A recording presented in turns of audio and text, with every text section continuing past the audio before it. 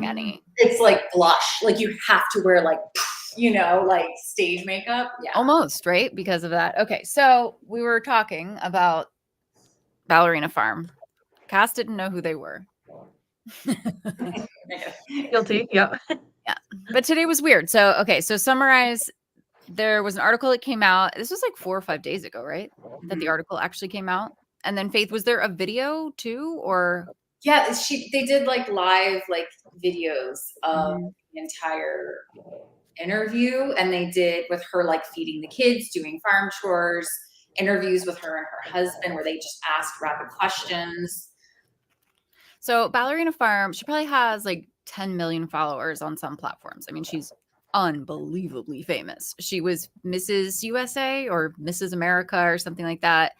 She's ballet trained at Juilliard, is married to the son of the guy who owns JetBlue, right? So they're like multimillionaires at least. And then they have a farm in Utah, and they're Mormon, and they have 8 kids. So she's kind of, I mean, she's already been definitely discussed as like a trad wife and kind of had that vibe. And one of the things that I think we all kind of reacted to, well, first tell us what's going on TikTok, because it's blowing up today. Yeah, TikTok is basically, it's a smear campaign against her husband, especially. So I feel like, I would say, I personally feel like most of the stuff that they talked about was taken out of context and was edited in a way to make him look very bad and very controlling. She talked about giving birth, and I guess she went to the hospital like 1 or 2 times, and she had to get an epidural. And I guess like in the Mormon religion, like you don't do any sort of like drugs or anything. And she said it was the best experience of her life because she didn't feel anything, right? But then it was edited to the point where it sounded like the only reason she was allowed to get an epidural was because he was working and he couldn't attend the birth. So it made it sound like he didn't let her. And the way they edited him was so bad. So bad. Well, and so what I was saying to Cass, I mean, I think there are quite a few things. Like the TikTok I put up about it was kind of my gut reaction was like, you asked for this? You know what I mean? Like if you choose to be in the public eye, you choose then to let yourself be open to people's opinions about your life. And you can't do anything about it. Like you can't do anything about what people think about the stuff you put up, right?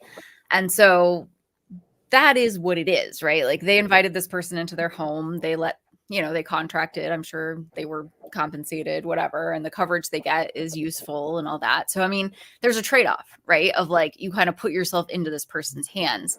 And so I get that, but I also think there's an element of like journalistic integrity that I'm struggling with because like we were just talking about a second ago, like you can't have a journalist who has some kind of stigma or like it's important to know who is going to be representing you. Because I think most people who have followed Hannah is her name and Daniel and whatever, like we've never seen anything like that, right? Like I've followed them for a couple of years now. Like it's delightful. Like they have chickens, they have kids, they bake sourdough bread. Like it's not controversial fundamentally, right? And if there are elements of their religion that are part of how they run their home, I don't feel like that's up for grabs. Like you're not allowed to go after somebody's belief system, even if you don't agree with it. Like that's not okay. And then, just looking at it feels biased. So the way that they were represented, even in the article, feels very biased. Like the way that they chose, like I was saying, like there was a phrase early in the article where she was saying like the baby, who I guess is like, she has a newer born, maybe 6 months or something. And she's like, she picked her up and then she didn't leave her side for 4 hours, or she didn't put her down for 4 hours. And like, yeah, that's what babies do. They want to be held by their moms. But to choose to highlight that. So like the fact is, yes, that happened, but the journalist chose to highlight it. And the way she phrases it and the way she emphasizes it and what she emphasizes feels judgmental. Like it feels like you're implying that something's wrong with this situation. Right. Well, there was also too, I guess in the interview, she said there was like a room in the house that was going to be her ballet studio. And then her husband said, well, that's the kids' homeschool room now. So it's like, so are you implying that you demanded that she didn't get the ballerina studio or the ballet studio, and that the kids are taking something away from her. Like, did I mean, my kids enhance my life. I don't think I would view that as like, I mean, and I don't think that she feels that way. But the way it was phrased was like, Yeah. So are you mad about that? Do you not want to homeschool your kids? Was this forced choice? Was this choice like this choice was forced on you? Like I just was like cringing the whole time. Yeah. The journalist is definitely painting a picture, like, and choosing to focus on key things and to highlight them. Mm-hmm. Which, as we talked about before, and we're kind of on both sides of that, right? Like, we do things that are more kind of in the journalistic content creation space, and we do things that are in the PR space where we're putting forth people to be featured. And like, in neither case is it acceptable to me to have that kind of subjectivity. Like, that's exactly what we're not supposed to do, right? Is to be like, as a ghostwriter or even as a journalist, I'm supposed to be reporting on the facts. Like, what happened? What do I see? Right. And there's a way to do that that's super straightforward. And there's a way to do that that's super biased. And like, from my perspective. And maybe that was what it was supposed to be, like an editorial, like this woman's perspective on these people's lives. But I don't know in what way she's qualified to have an opinion. Or I mean, do you think, I mean, they obviously have like a PR person. Do you think this is something that should have been caught before? Do you think that this PR person should have like researched who was going to be interviewing them, looked at their past interviews, their tone and how they write things, and protected them? I feel like they were very unprotected in this instance. And I feel like with us, with our clients, I want to protect them. I don't want them to look bad or anything. Like it is my job to protect them. And I would never let them fall like this. This is bad. But then again, they've also gained a lot more fame from it. Like, I didn't know who they were before this, and now I do. Yeah, that's true. So, like that whole publicity. Well, so I mean, it gets into the question, which we've talked about before, about like, what's the line between notoriety and getting canceled? Like, I feel like that's like one baby step difference, right? Where you're like notorious, meaning that you're popular for something bad, right? Like, you're known for something bad. That's what notoriety means. And then cancel culture, you go too far down that road and you anger enough people and they say, no more. Like, we're going to cancel you. So, I mean, I think there's an inherent risk in doing something, in living your life out loud. I mean, because ultimately, like, is what they're doing inherently controversial in the sense that they're violating some kind of moral code or whatever? Like, they're living their life. They're operating within their religious paradigm. They seem reasonably happy. Their children are fed. Like, I mean, there's nothing like wrong happening, right? So then we're just in opinion territory of like, somebody's opinion is that this is wrong. Well, the danger that it could cause is then you're going to look at everyone who lives this life and then automatically assume that this woman didn't choose this life. She's being forced into it. And it's like, I think there's a lot of happy women out there that love homeschooling their kids and love being home and treasure it and view it as like a privilege to be able to do something like that for their family. So that's my concern, is that these are seemingly happy people. I don't know. So what's real? We don't know, Right. And this article really, yeah. Well, they've been thrust into the court of public opinion. And the problem with content like this existing in the world, and then you've got this kind of influencer culture where people think they know who you are, whereas it's highly curated, right? Like, we're not seeing them go to the bathroom. Like, this is what they choose to show us, this version of their life. And in doing so, it creates this like false sense of familiarity. It's like people who go stalk celebrities and they're like, no, but I'm really best friends with them, or no, but they really would love me if they got to know me. Like, it almost creates this like, I don't know, a version of like delusion where we think we know who they are and we think we have the right to comment on their life because they've put themselves in the public eye, which is true to an extent. But then when you go into a situation like this and you watch, like, I feel like this is a very amplified version of that, where it's like now all of their decisions are being put on trial. And everybody on TikTok right now is feeling free to comment and be like, well, this is how I see it. Well, this is how I see it. And it's like, what good does this do to anybody? Is this helping anybody think better? Is this helping anybody make better decisions? Is this enriching anybody's lives?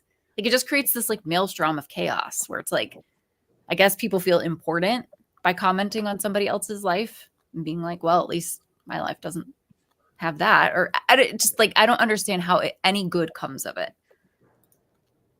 which pisses me off because then why are we talking about it, right? I mean, we know why we're talking about it because this PR dynamic is super relevant, but. Well, and then I think like, you know, because Joy and I have kids, it's really hard when someone critiques your parenting and you're like, but I did my best, you know? And yeah, the whole not putting the baby down thing, I was like, my husband literally had to be like, okay, the kids aren't sleeping with us anymore. Oh yeah. And I'm like, but they're babies still. They're like 3, you know? So yeah, it's, I think that's as women, as moms, I think that's harsh, you know, to say things like that. But. What do you think, Cass? Yeah, I think there's 2 sides to it. You have like the traditional wife, and then you have like the feminist side. And I think the way that the story was presented wasn't accurate. So it's creating this kind of war between the 2 of them because they're both trying to like push each other's opinions on one another. I mean, and some people, I've only read the first half of the article, so Cass like woke up and we're like, get off mine. Yeah. So I'm playing catch up right now, but I think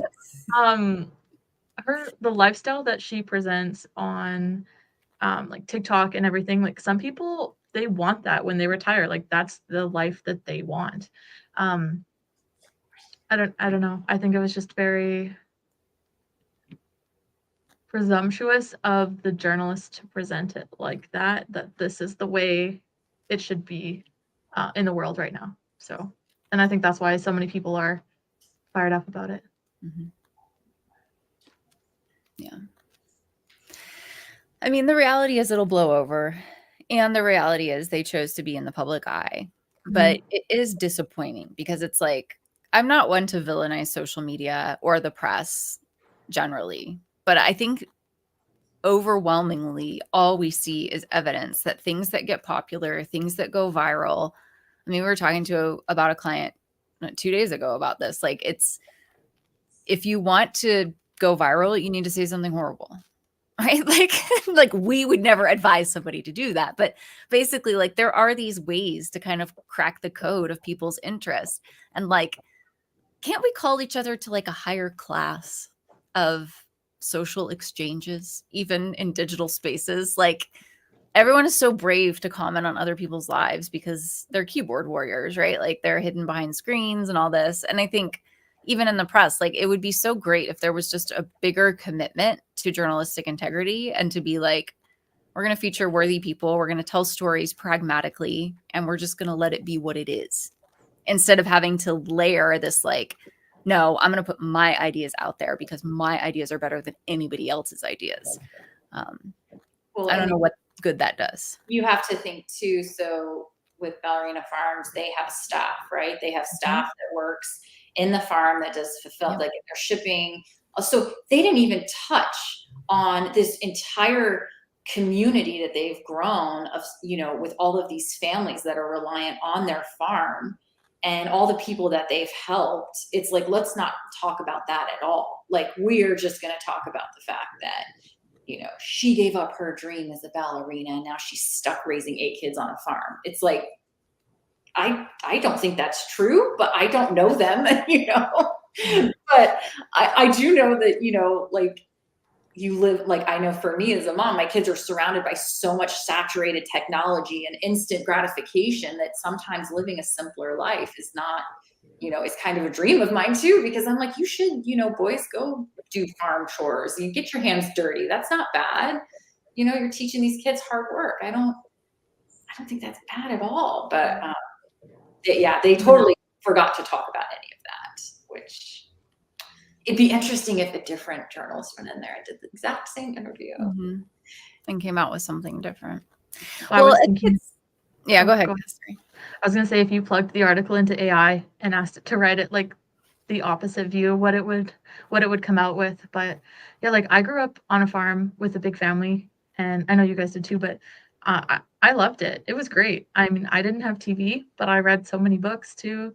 Like, I don't know, I'm very thankful for it, and I couldn't imagine not having that childhood. Right. But I think it's important to remember that there's this vicious side of the media. And as much as we want to support clients and get placement and have, you know, an engagement with the press and all of that, like there are just a lot of bad apples out there, you know, and like when you think of what like Princess Catherine just went through, right? Like being just hounded in the middle of a health crisis, like this idea that somehow she owes us her personal stories. And it's just good to remember as we get into this, like, it's so easy to access information. It's so easy to fool ourselves into thinking we're seeing the full story. And like, we have to be responsible as people who interact with the press a lot to safeguard our clients, to safeguard the message. But then equally, like, we have to become more conscientious consumers of information. Like, because people should push back. People should have this conversation based on what the Ballerina Farm article said, right? Like, this may or may not be true. It does hint of bias. Like, you need to be able to deconstruct what you consume and say, like, how much of this is real? And some of this may not be real, right? And like have a healthy skepticism about what you read, even when it's in like a tier 1 publication, because these are just humans, right? Who are writing things and they're bringing their own perspectives into it, inevitably.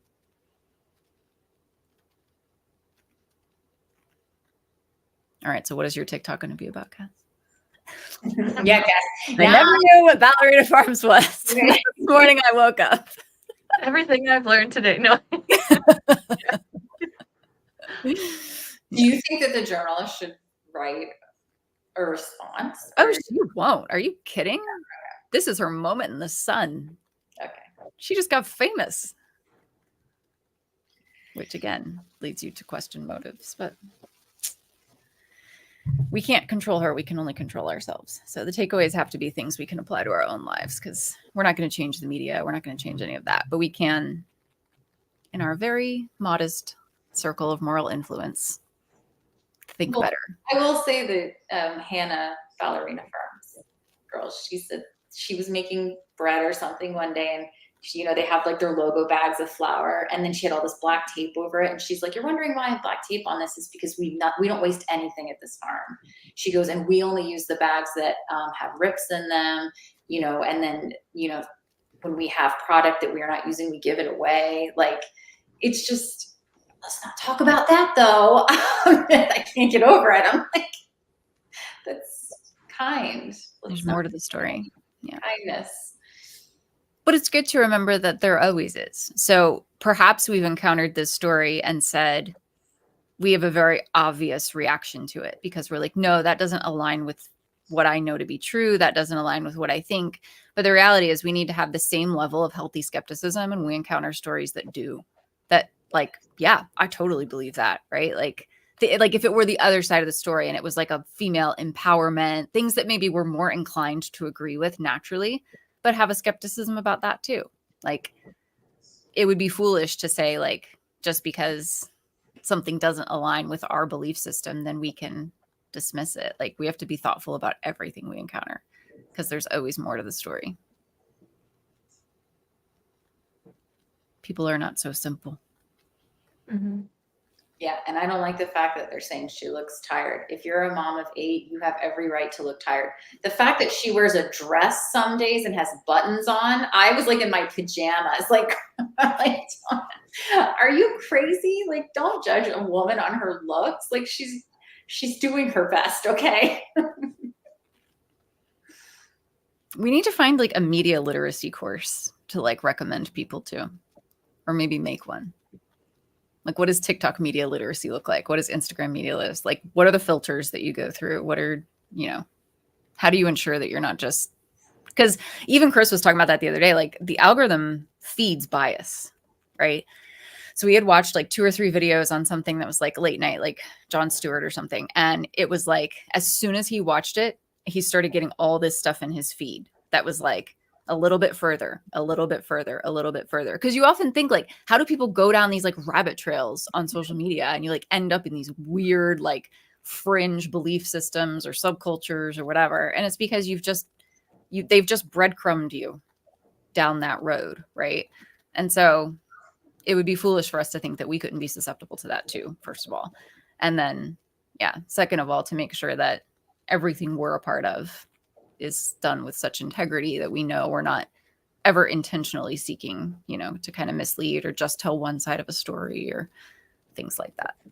My current rabbit holes on TikTok are cat videos, cabaret on Broadway. I don't know how I got there, but I'm loving it. And it's like old cabaret clips off Broadway and Chicago, which I'm loving it. Mr. Cellophane should have been my name. I only let the kids listen to like 3 songs on that album because there's only like 3 songs that are appropriate. But do you remember when our brother took me to go see Chicago on Broadway? I think it was 12. Were you really? Our mom like had no idea. And that's when I went to that mission trip in New York, and Jimmy was there. And he took me to Broadway. Not a 12-year-old seeing Chicago. That's If he popped that gum one more time, popped that gum. Yeah, just like please stop talking about things I don't know about. I say that to Mark all the time. I'm like, I've never seen it. One more Okay, time. you have to see Chicago. It's like a rite of passage. Or just watch the movie. I mean, yeah, you can watch the movie. Really It's good. worth I'll it. add it to my list Yes. of all the other films I haven't seen. Zeta Jones. Oh my gosh. All right, we gotta go. Mom's watching. We gotta go. She just commented, "What?" No, she didn't. Yes, she did. Because Jimmy took you to that. Oh. Hi, Mom. Love you. All right. Everybody have a good day.